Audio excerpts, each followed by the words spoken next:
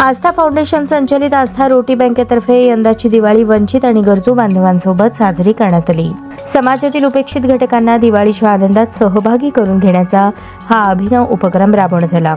यात 1000 निराधार महिलांना साडी वाटप, 250 अनाथ मुलांना नवीन कपडे वाटप, 75 भिक्षुकांना कपडे वाटप करण्यात आले। हा कार्यक्रम गोंगडे वस्ती येथील अथर्व गार्डन मध्ये घेण्यात आला।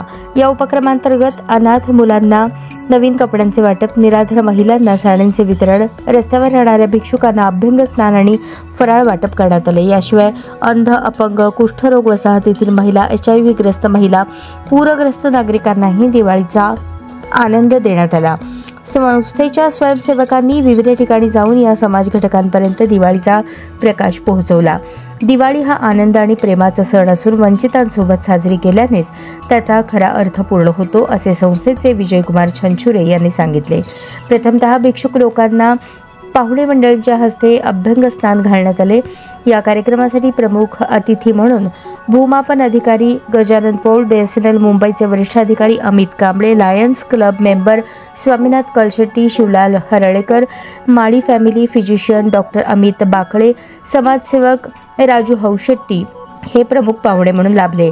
ज्यांच्या सहयोगाने कार्यक्रम पार पडला त्या इनरव्हील स्टारलेटच्या अध्यक्षा सोनिया चंकेश्वर, सेक्रेटरी लोणारी, एक्झिक्युटिव्ह संध्या रच्चा आदींची उपस्थिती लाभली। माणसांच्या गरजा अनंत आहेत, थोडक्यात रात्र थोडी सोंगे फार आणि अलीकडे वाढलेली महागाई, सर्वसामान्यांनाही तोंडवर करून न देणारी परिस्थिती, तिथे गरिबांची दिवाळी साजरी होणार कशी?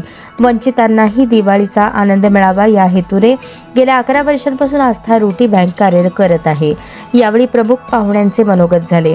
गजानन पौळ यांनी आपल्या मनोगतात आस्था रोटी बँकेचे काम खरेच गोरगरीब गरजू लोकांना मदत करायचे असते। त्या निराधार महिलांच्या चेहऱ्यावरचे हास्य पाहून मी भावनिक झालो।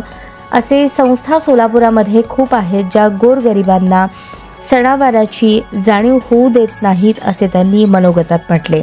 त्यानंतर अनाथ मुलांना नवीन कपडे, निराधार महिलांना, कुष्ठरोग वसाहतीतील महिलांना, HIV ग्रस्त महिलांना, वृद्धाश्रमातील वृद्धांना नवीन साडी, फराळ वाटप करण्यात आले।